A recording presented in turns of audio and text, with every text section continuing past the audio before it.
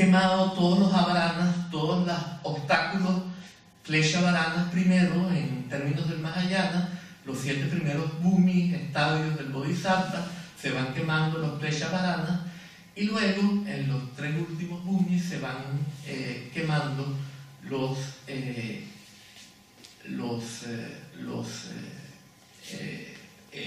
Jnana Varanas, o sea, los obstáculos del conocimiento, y terminamos siendo Budas totalmente realizados cuando ya ninguna nube oculta el sol.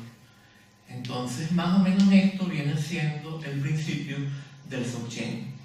Cuando nosotros hablamos de base, sendero y fruto, entonces podemos entender esto en términos de los 3 tipos de senderos: el de renuncia, el de transformación y el de liberación espontánea.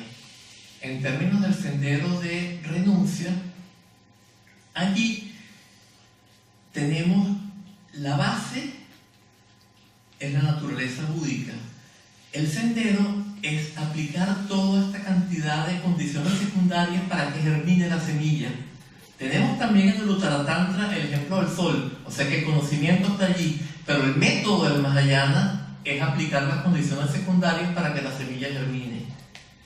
Luego, en la vía de transformación, tenemos la transformación de las pasiones en sabiduría, de los elementos burdos en los elementos puros, a través de la transformación de la visión y el trabajo con los canales, con el Kundalini, con todos estos elementos, y transformando llegamos a la realización.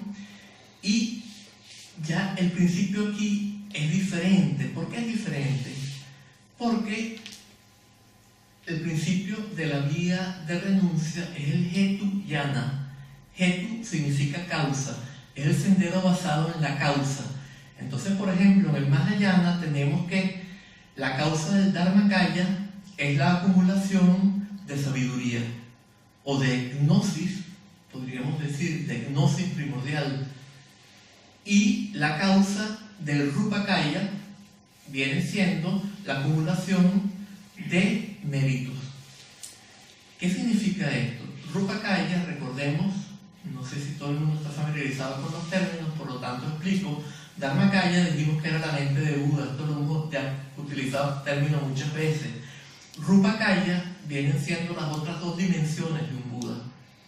El Sambhogakaya es la dimensión visionaria, la dimensión de la energía, la dimensión de la voz de un Buda. Y el Nirmanakaya es la dimensión física de un Buda. Juntas forman el Rupakaya, la dimensión con forma de un Buda.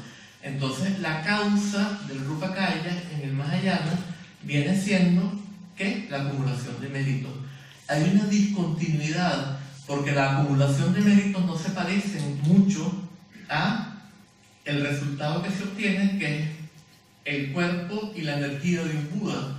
Hay una discontinuidad, hay una diferencia cualitativa entre la causa y el efecto. Entonces, en la vía de transformación es el Palayana, es la vía basada en el fruto. En este caso, el Buda transmite, o el Mahasiddha, por ejemplo, en las tradiciones Nyingma, se dice que muchos de los tantras Nyingmapas fueron transmitidos por Mahasiddhas, grandes realizados que estaban en Udhyana. Y estos Mahasiddhas, cuando en el momento en que se encontraron en el estado de Rigpa, tenían al mismo tiempo 3 experiencias muy fuertes. Una experiencia de vacuidad, una experiencia de claridad y una experiencia de sensación. Esas 3 experiencias muy fuertes. Entonces, ¿cómo hicieron ellos para transmitirle este estado a sus discípulos? Los enseñaron a producir estas 3 experiencias. O sea, utilizaron la forma como se manifestó el fruto para ellos, para permitirle a sus alumnos llegar al mismo estado.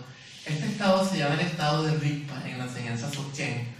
Recordemos que dijimos que la avidya, la ignorancia y el error en tibetano eran Marikpa. Bien, Marikpa, Ma es un negativo y Rigpa es lo que estamos diciendo. Es aquella capacidad cognitiva que aprehende directamente nuestra verdadera condición. y que es obstaculizada por las avaranas, los obstáculos, etcétera, etcétera.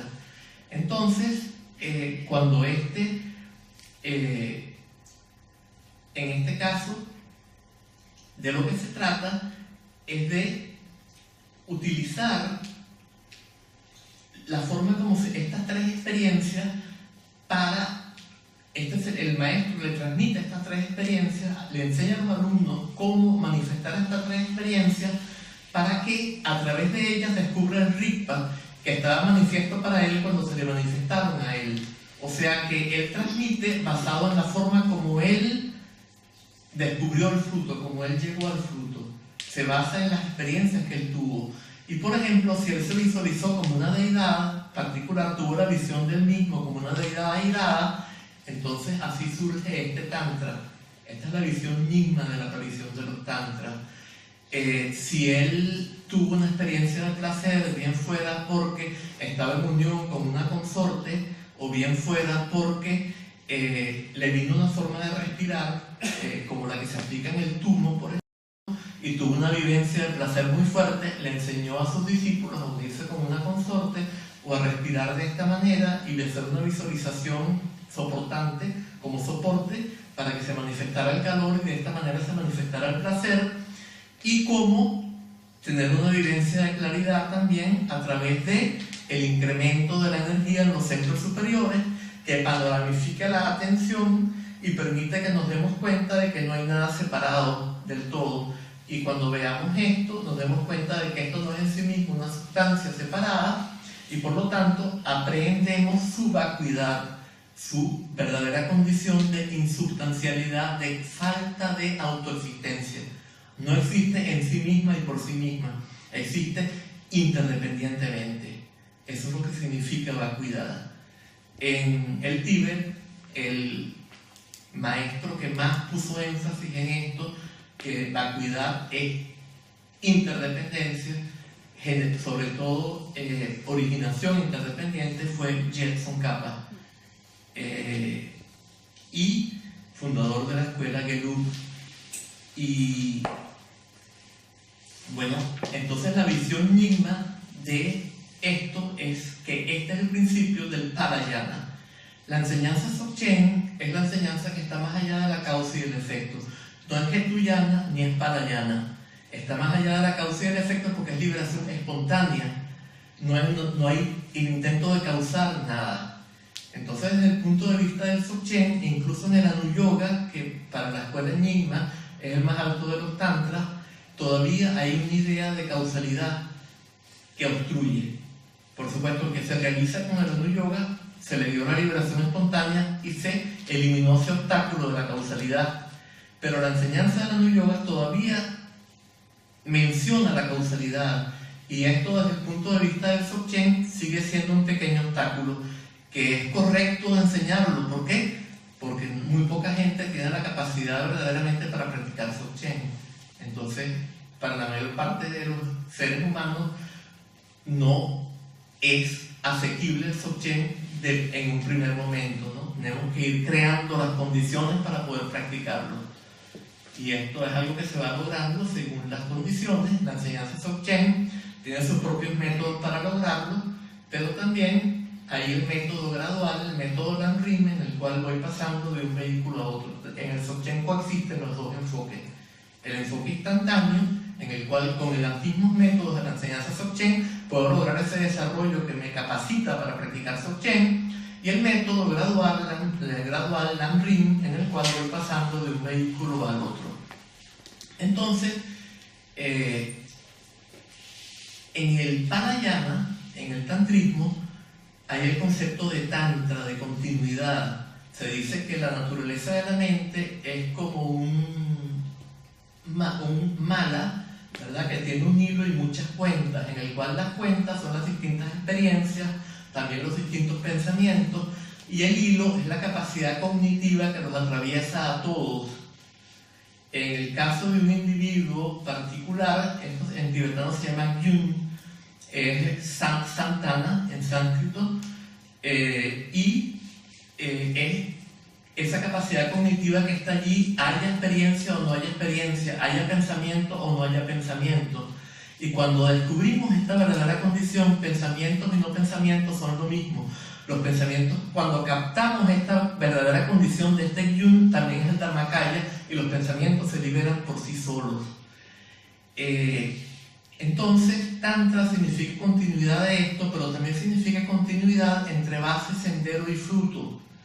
Base es nuestra verdadera condición, la naturaleza búdica. Sendero es los métodos que aplicamos para descubrir la naturaleza búdica. Y fruto es cuando ya no se manifiestan más los obstáculos que ocultan la verdadera condición, que es la naturaleza búdica. Este viene siendo el fruto, ¿verdad? En el tantrismo se dice que hay una continuidad entre los tres.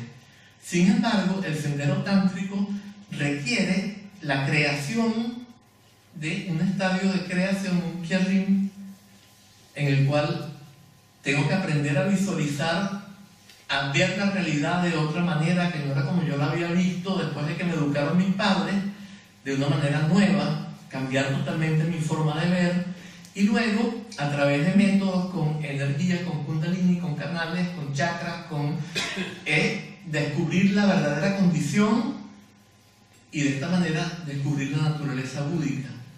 O sea, tengo que crear algo, no tengo ahí, el sendero no es lo mismo que la base. En el Dzogchen, la continuidad entre base, sendero y fruto es total. ¿Por qué? Porque la base es la naturaleza búdica. ¿El sendero en qué consiste? Que cada vez que las avaranas ocultan los obstáculos estos, los pensamientos, las nubes, ocultan la naturaleza búdica, cada vez que las nubes ocultan el sol, aprendiendo la verdadera condición de las nubes se liberan por sí solas y se manifiesta el sol. Yo no creo nada. Las nubes se manifiestan por sí solas y se manifiesta el sol. Entonces, la base, ¿qué es? La naturaleza búdica. El sendero, ¿qué es? La naturaleza búdica. Descubrirla una y otra vez. ¿Y el fruto cuál es? Es cuando ya no surgen los obstáculos que ocultaban la naturaleza búdica. Por lo tanto, en la enseñanza Dzogchen, la continuidad entre base, vía o sendero y fruto es perfecta. O sea, es exactamente lo mismo las tres cosas. El Tantra, entonces, por eso los textos de Dzogchen se llaman Tantra, a pesar de que no pertenecen a la vida de transformación, sino que son el sendero de liberación espontánea. De hecho, entonces, en este sentido podríamos decir que el Dzogchen es más Tantra que el Tantra. Bueno, esto sin ofender al tantrismo, por supuesto, que es una vía suprema, increíblemente poderosa para lograr la liberación en esta misma vida. Y con esto hemos llegado a las 9:30, más unos cuantos segundos, y por lo tanto terminamos nuestra charla de hoy. Y bueno, quiero agradecerle muchísimo a Wanchen Rinpoche que me haya invitado, y a la Casa del Tíbet, y por supuesto a su santidad el Dalai Lama.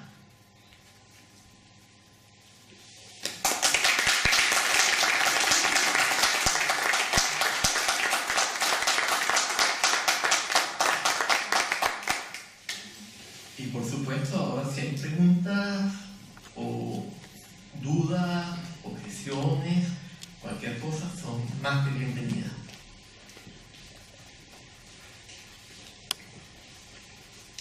Bueno, pues yo tengo muchas. Agradecerte tu conferencia, que ha sido fantástica. La lástima es que a lo mejor no llegamos a entender muchas cosas de las que explicas. Pero quisiera hacerte 2 o 3 preguntas. Una de ellas son preguntas muy clásicas.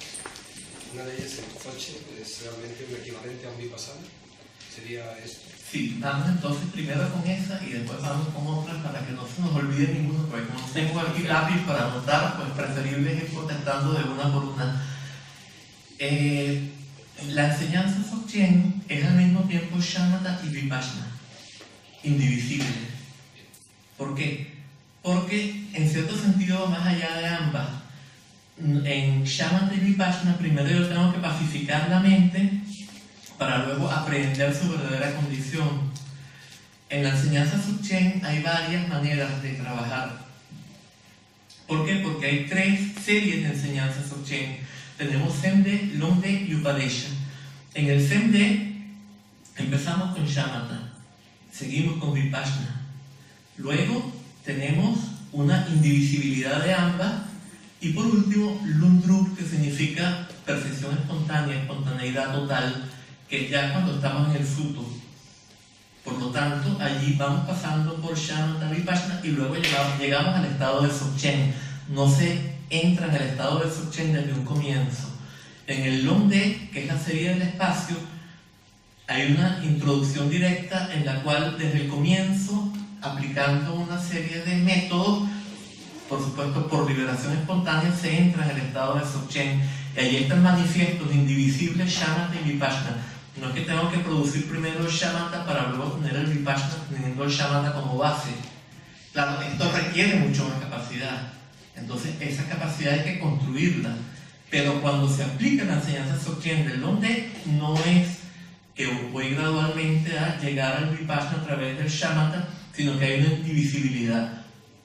Y en el Upadesha, que es lo que yo estaba explicando, esto es el Tekcho es el primer nivel de la enseñanza, ni siquiera voy a hablar del Togel, que es el segundo nivel, que es más avanzado.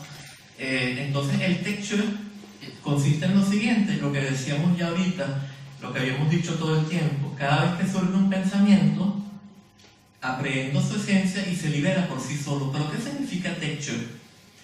Tek significa, por ejemplo, un tek es un atado. Por ejemplo, un atado de leña, un atado de paja o de hierba, o para poner un mal ejemplo, un atado de cigarrillos, como vendían aquí en España antes. Todos estos son atados, ¿verdad? Cuando yo tengo algo atado muy fuertemente, después, ¿qué significa este chu? Chu no es lo mismo que chu. Chu es cortar. Chu es distinto. Chu es que se rompe espontáneamente algo. Entonces, ¿qué significa Tekcho? Significa ruptura espontánea de la tensión. Nosotros estamos amarrados por nuestras tensiones. ¿Por qué? Porque cada pensamiento, como está cargado, le estamos dando mucha importancia, eso está creando una tensión en todo el organismo. Y en el momento en que el pensamiento se libera por sí solo, todas las tensiones se relajan y quedamos en el estado del Dharmakaya, en el cual no hay dualismo y por lo tanto no puede haber tensión porque no hay dos. Entonces, todo se libera espontáneamente. Bien, esto viene siendo el principio de la enseñanza Dzogchen. Entonces, Vipassana y Shamatha están indivisibles allí. Por tanto, cuando llegamos a ese estado de Dzogchen profundo, que viene a ser un despertar total, sí. En el sitio nuestro del día a día, de la vida cotidiana, ¿cómo lo adaptas a ese despertar tan profundo? Mira, tiene que ver con lo que habíamos dicho antes, ¿verdad? Tenemos Tawa, Gompa y Chopa. O sea, en términos Dzogchen, visión, contemplación y comportamiento. Entonces, visión, ¿qué significa? Significa que por primera vez tenemos la aprehensión directa de nuestra verdadera condición, más allá de la dualidad sujeto-objeto de todos los pensamientos, de todos los obstáculos. Contemplación significa que empezamos a mantener esto en sesiones de contemplación, sesiones ya establecidas, todavía no en la vida diaria. En la vida diaria seguimos regulando nuestra conducta, no hay otra manera, porque no vamos a ser budas de un momento a otro, tenemos demasiados obstáculos acumulados de infinitas vidas. No, es imposible que de un momento a otro se liberen todos, se neutralicen todos los avaranas estos, todos los vasanas, todos los... por lo tanto, primero en sesiones de contemplación. Cuando nos familiarizamos mucho con esto, empezamos a lograr mantenerlo en la vida diaria. Y llega un momento, cuando ya tenemos el fruto total, que por supuesto estamos muy distantes de eso, que ya tenemos tile, Tile, que significa que ya no surge más nunca las javanas, las vasanas, ya puras actividades espontáneas, actividades más allá, en tibetano se dice actividades más allá de la triple estructura direccional del pensamiento. Sin que haya un agente, una acción y algo sobre lo cual se actúa. Todo surge espontáneamente. Esta es la visión, por supuesto, de Dzogchen, ¿no? Por lo tanto, interpreto también que el practicante de Vajrayana le es mucho más fácil practicar un Dzogchen. ¿Perdón? A un practicante de Vajrayana le es más fácil llegar al estado de Dzogchen, ¿no? Sí, ¿No? sí. Depende, ¿no? O sea, hay gente que nace con una capacidad natural porque ya ha sido un maestro de Dzogchen en una vida pasada, y entonces por supuesto que si tú naces con esta capacidad no te es más fácil, o sea, depende del individuo. Incluso a muchos maestros turcos les es más fácil si han tenido en esta vida practicado ya tantrismo, y a la gente normal también le puede ser más fácil. Pero no quiere decir que uno tenga que practicar tantrismo, porque el Dzogchen tiene también sus métodos para desarrollar la capacidad para poder practicar Dzogchen. ¿Tiene alguna equivalencia el Dzogchen también con el budismo Zen, con la práctica Zen? Hay una relación entre Dzogchen y Zen. Nagarjuna, por ejemplo, según la enseñanza Dzogchen, fue uno de los eslabones en la transmisión del Zendé, de la serie de la mente, esa que tiene estadios, los 4 estadios que dijimos antes, que son equivalentes a los 4 estadios del Mahamudra. Luego, Nagarjuna también es un eslabón en la transmisión del Zen. También Bodhidharma, que es el maestro que lleva el budismo Zen a China, es un eslabón en la transmisión de la Nuyoga. Y si es un eslabón en la transmisión de la Nuyoga siempre se practica en conexión con el Dzogchen.